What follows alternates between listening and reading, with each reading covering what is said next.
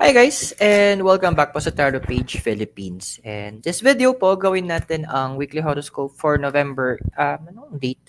Nalimutan ko. 18 to 24 para po sa may mga sun, moon, at rising sign na Leo. So kung bago kayo sa channel, please click the subscribe button, bell notification, and give this video a like na rin. Kung hindi nyo po alam kung ano yung sun, moon, at rising sign nyo, kasi importante rin po ito, sa dulo po ng video, meron po tayong link para dito. Tandaan po natin yung mga readings. They are for guidance purposes, so may free will tayo. Let's use it wisely. And just to advise guys, available na po ang ating membership. Pag nag-click kayo ng join button sa baba, magkakaroon kayo ng access sa ating mga exclusive videos. And along with that po, yung extended readings. And kapag nag-live po tayo in the near future, priority po kayong mabasahan. So, kahit 10 na una, kapag nag-login ka, member ka, unahin kita. For private readings and spellworks po, pwede kayo mag-message sa Facebook page. Yung link po is nasa description. And for donations, pwede po nyo pong gamitin yung thanks button o yung ating GCash or Maya number is on the bottom of the screen. Okay, so wala po si Mikay, nagtatantrums po. Kaya bakante po ang kanyang higaan. So, Leo, kamusta ka na ba? Let's check here. So, meron tayo itong Ace of Wands and Encouragement. Alam mo yung I like how the cards are naka-fit ngayon. Kasi meron ka mga targets eh. You have these plans, this big target, this grand design na gusto mong ma-complete. So, deep inside talagang andoon na full of positive energies ka. Andoon na na yung eagerness, yung desire, nagbe-build up na sa'yo. So, that is a good sign. And, kumaga, keep the momentum going. Ang pinapakita kasi ng cards dito, ang medyo may kulang lang sa end mo or sa paligid mo is people who will encourage you, people who yung tipong tamang support or tamang bigay ng yung moral support or advices. Yun yung hinahanap mo eh. Yun yung ina-aspire mo na makuha sana ngayon. Pero alam mo yun, ikaw yung naging own encourager mo eh. Ikaw yung sabi ko nga do sa post ko dati, I choose to be my own hero. So, ikaw yung mismong ikaw yung nagbibigay ng sarili mo ng lakas. Kumbaga, sa iyo ka mismo humuhugot. And kumbaga, alaga mo tong fire na to, this desire that you have. Ito kasi yung tawag natin yung cover mo o yung possible crossing. Si High Priestess tsaka Goblins. Okay. So, a lot of you guys would like, iba sa inyo, or marami din sa inyo, na ang target talaga is to do some charity works. Kung gusto nyo mag-return back, mag-pay it forward, maghanap ng way to, to help and be a blessing to others. Kasi may part mo na hindi mo na, alam mong hindi mo na pwedeng ibalik doon sa mga naunang tumulong sa'yo, yung help na natanggap mo sa kanila. So, the universe is saying na, or naramdaman mo na, yeah, I'm going to give it back naman para ako naman yung maging blessing para sa iba. And that is a noble cause, Kasi ito yung point dito eh. There will be individuals na, yun nga, magde-discourage sa'yo na parang, naku, pagkakitaan mo na lang or andoon na, wala naman mangyayari pag ginawa mo yan eh. Yun that will yun yung papatay doon sa fire, yun yung papatay doon sa desire, yun yung sisira doon sa ultimate goal mo. So medyo kailangan natin na iwasan. Another thing kasi, yung may mga projects ka na gusto mong matapos, however resources naman ang kulang. Manpower, pwedeng finances. Don't be discouraged. Kasi yung desire mo naman is genuine and it's coming from a good heart. So maganda yung intention mo. You will be receiving support naman from the universe. You'll be getting what you need eventually.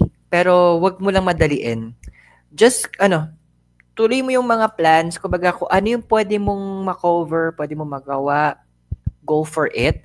Kung ano yung pwede mong matapos ngayon, finish it. Kumbaga parang sa exam, di ba, pag sabi natin 1 to 10, hindi mo maalam yung sagot sa number 3, hindi ka naman masa-stack up doon. You go to the other questions para hindi sayang yung oras. Then, kapag natapos mo yung mga pwede mong matapos, then saka ka pumunta doon sa iba, doon balikan mo yung nilagpasan mo for the meantime para matapos mo naman siya or mabigyan mo ng enough time para ma-complete mo. Now, let's check your desire card. Two of Pentacles and coming apart. Well, ganun talaga. The cards are showing me na minsan mahirap talaga mag-rally ng support from other people. Kasi just like your kapatid na fire sign na wait lang, may nangangalabit. Ika dito. Ng fire sign na si Aries. So you're also a natural leader. You are a leader in your own way. Ayan, si Mikay. So nangalabit na siya. Mag-duty na daw siya dito. Ayan.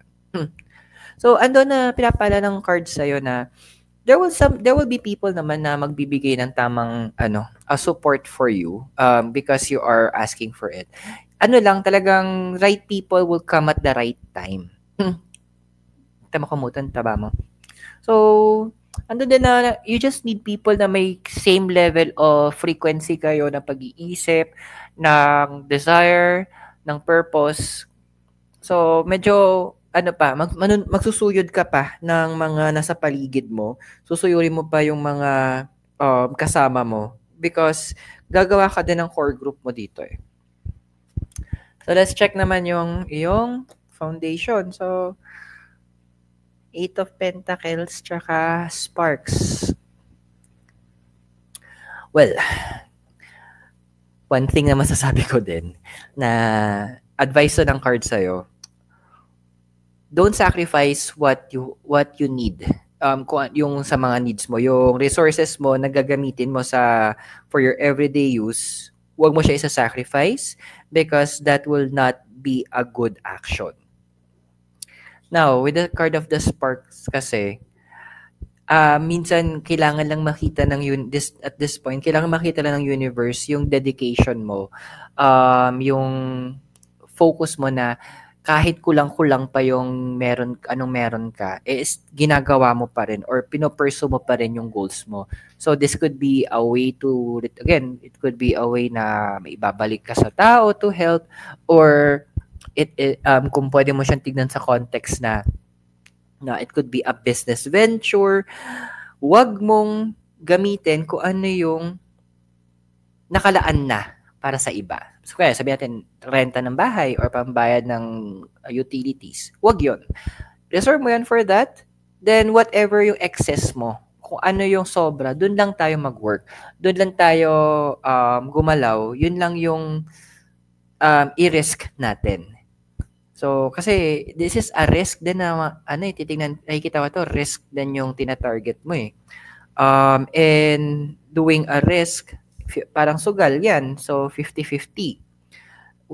You can win or you can lose. So, just be, dun tayo sa, safe side pa rin, Leo. Now, sa past, we have here the Two of Cups and Magical Map Shifter. You know what? May paalala yung cards dito eh. Sabi nga nila, walang the past is past. Wag na nating ungkatin daw, wag na nating pakialaman, wag na nating silipin. In a way, yeah. Hindi na kailangan talaga, especially sa mga past relationships. But kailangan may part dito sinasabi ng card ng Magical Map Shifter na kailangan mo may mga connections ka before na kailangan mo medyo balikan and you need to apologize. Meron unintentionally or intentionally may mga nagawa ka, may mga nasabi ka or may mga na-withheld ka na dapat sinapit ginawa na alam mo dapat in-address mo yun dati pa. So the universe is calling you back to some parts of your past na kailangan mo mabigyan ng pansin. Now, syempre doon yung point. Paano kung ayaw na akong kausapin? The important thing is you exhaust or ginawa mo lahat ng posible para ma-address mo yung matter na yon. Para to ensure na maayos yung mga bagay na yon. Hindi lang yung parang pinabayaan mo na, bahala na si Batman. Deadman na lang. Huwag ganun, friend. Let's be matured para andun yung point na sabi nga, what goes around comes around. So,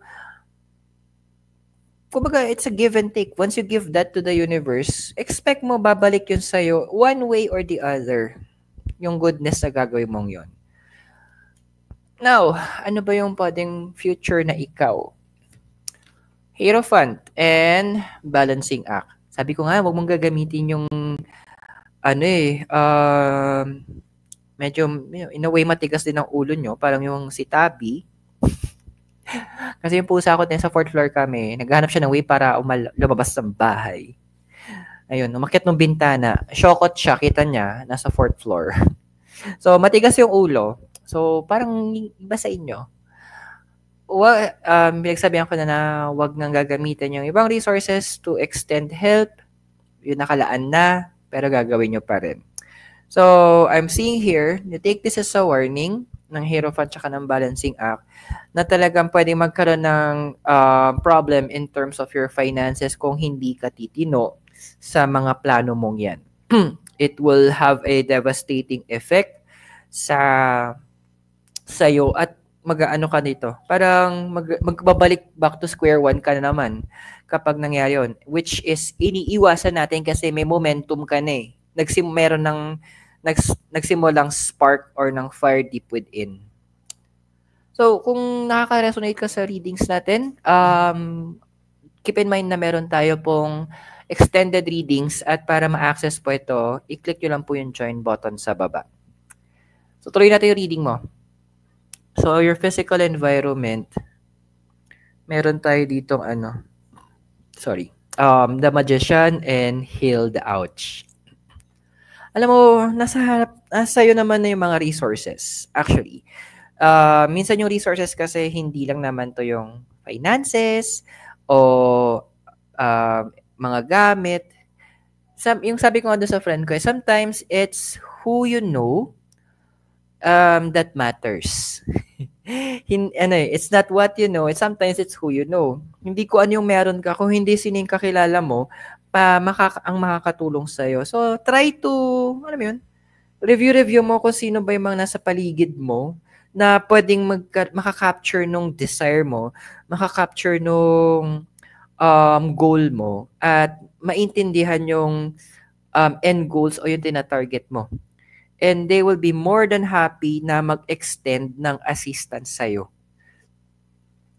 Heal the Ouch, ito rin sinasabi dito na a lot of you guys, medyo sabihin na lang natin na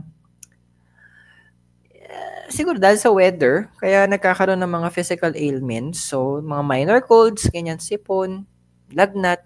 Dude, pahinga-pahinga din. Huwag nagpapaulan tayo, ha?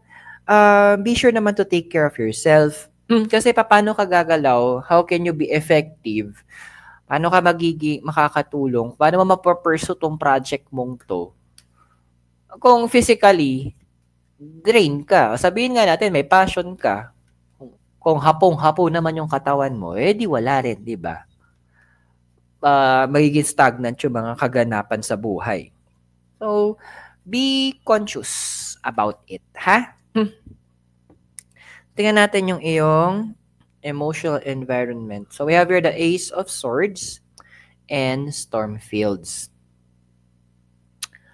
Ito na nga. Medyo iwas tayo. May mga chismis. Although, yan ang nagbibigay ng lakas sa akin. Pero, in your case kasi, may mga tao na mapaggawa talaga ng kwento. May mga tao na hindi ko alam kung magkano ba ang sweldo nila kapag nagchichismisan sila na ginagawa na nilang hobby.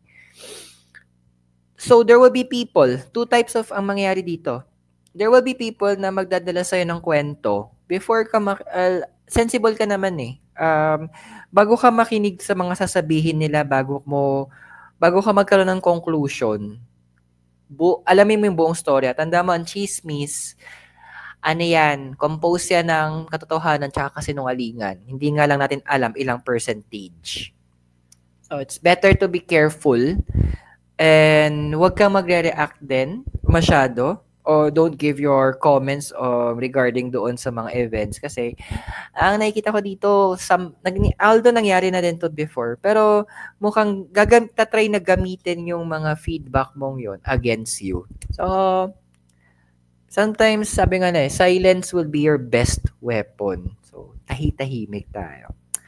And yung second part nito is, andun na, well, siguro magiging artista ka na. Kasi pag-aksayang ka ng panahon para gawa ng mga kwento, kasi hindi ka na, tama naman yung ginagawa mo na. Hindi ka nagkukwento masyado sa mga irrelevant people. Kung ano yung mga targets mo, ano yung mga goals mo. Anong sense, di ba? Tama naman. Wala naman silang mayaambag. Ba't mo kukwento sa kanila? So, yan. So, may mga nilalang talaga na gagawa lang ng kwento. So, pagpipiestahan nila, they will be assuming a lot. Then, let them assume, sabi ng cards. Kasi at the end, you will prove them wrong naman eh. And it only shows na since pinagchismisan ka, may impact ka. Pag pinag-usapan ka, ibig sabihin, you are valued. Importante ka kasi napapansin ka. Now, your hopes and your fears. Knight of Wands and coming to life. So, eto na nga. I have a question. Sino ba yung mga gusto mong ibalik sa life mo? The people that you would like? So, hindi to tungkol sa mga ex na jowa. Medyo lawakan na natin naman yung pag-iisip natin. Ano to It's more on some deep connections. Siguro, pwede natin siyang tingnan parang hindi higit sa pagiging magkasintahan. Pero, ito yung magkasintahan, ito yung magkapatid, nasa gitna. So, this is a valuable connection na hino-hope mo na bumalik. You know what sabi ng cards dito with the Knight of Wands? Go for it. Ikaw yung mag-reach out. Ikaw na yung gumawa ng way para ma-re-establish mo yung communication mo with them. Kasi it's been some time. And ang nakikita ko pa dito, nung time na siguro, sabihin natin, you were weak, o medyo nakinig ka sa mga nagkamali, may mga wrong judgment ka. But, hindi naman ibig sabihin, nagkamali ka before, hindi mo na pwedeng itama. So, the cards are advising na reconnect with this individual o itong mga group ng taong to. And alamin mo yung totoo at buong kwento. And keep an open mind habang nakikinig. Kasi magugulat ka na may mga part doon na hindi mo alam na yung pala yung totoong nangyari. And you'll be shocked na parang may mga nakapaligid sa'yo. Na parang, ay, bakit? Sabi ni, ang yung tao yun, pangalan niya sabi natin, si Maria. Ay, dahil nagkwento si Maria. Itong si Juan na nagkwento, dagdag bawas. So, you will see who is the real villain. Dito mo makikita kung sino ba talaga yung totoong may tinatago or may ginagawang hindi maganda dahil nagsisinungaling. Actually, malalaman mo din eventually yung dahilan bakit ginawa tong kasinungalingan na to. Now, the possible future na nakikita natin dito is the Seven of Cups. Ang cute. And making a choice. Well, should you, kung pipiliin mo na mag-reconnect doon sa mga taong to, andoon na sinasabi ng cards, magiging maayos yung relationship niyo ulit. Andoon na marirebuild siya. Although hindi katulad ng dati na sobrang close, pero andoon na magsa-start ulit eh. Magkakaroon ng moment na, sige, kumaga, magiging team song mo muna si starting all over again. Para, sige, kumbaga, i-build nyo ulit yung trust, i-build nyo ulit yung connection, i-build nyo ulit yung confidence nyo sa bawat isa. It will take some time. Pero, di ba sabi nga niya, time heals all wounds. So, yeah, magkakaayos naman. And mas magiging malalim yung pagkakaintindihan nyo. And not to mention, tong individual na to is magkakaroon ng impact doon sa mga ginagawa mo or doon sa tina-target mo na project. Now, yung deity mo is si Pluto. Sabi ito, completion, secrecy, and a wish to transform. Ironic lang, no, na as a fixed sign, Leo, andoon, tama ba? Fixed sign ba si Leo?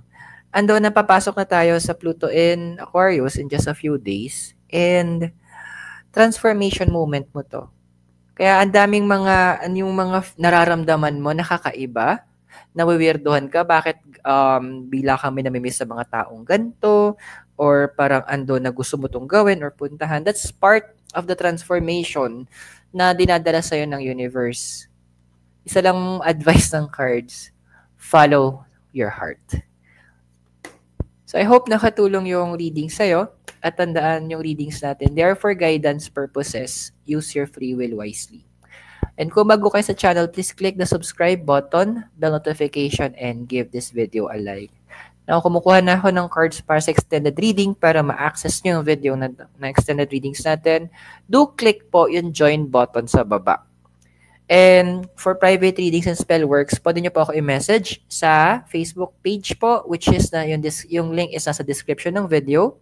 At sa mga gusto pong mag-donate, you can use the thanks button or GCash Maya, numbers on the bottom of your screen. Leo, maraming salamat. God bless, Namaste. Hare Krishna and blessed be. And hope magkita tayo soon enough.